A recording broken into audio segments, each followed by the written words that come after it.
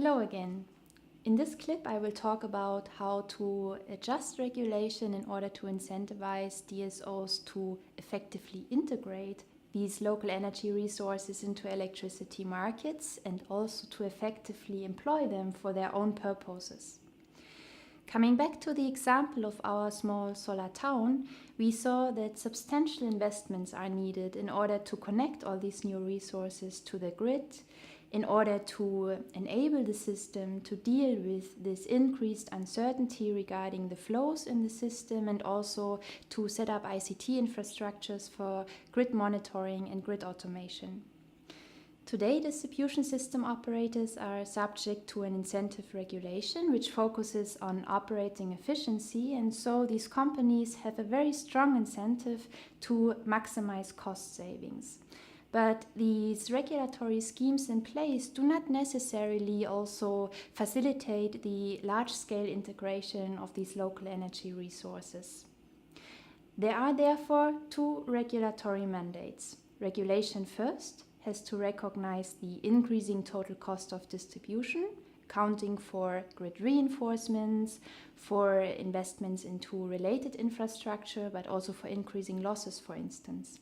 And second, regulation also has to enable an active system management, because if you can rely on these local resources to, for instance, solve local congestion, you could maybe postpone or even avoid investments into additional lines. And so using these local resources and implementing an active system management approach can actually help you to decrease the total cost of electricity distribution.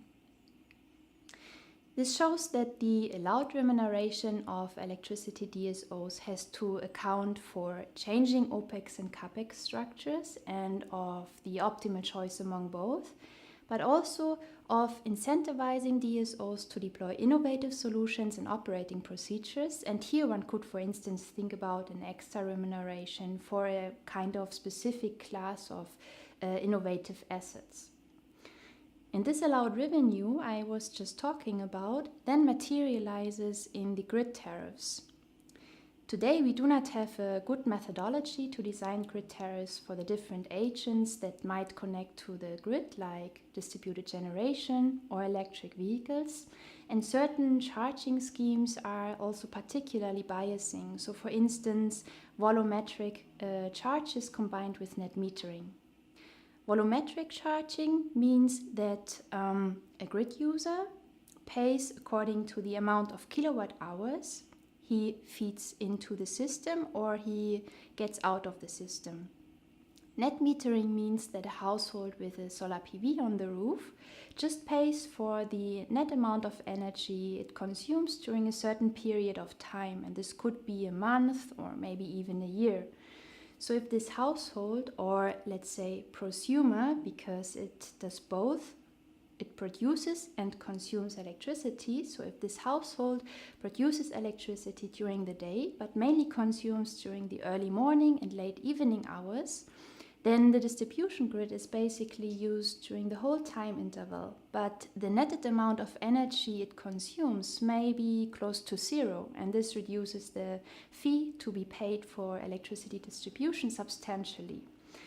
Such hidden subsidies actually cause inefficiencies. In this case, the households without a solar PV on the roof would cross-subsidize these so-called prosumers. But how can we make grid tariffs better?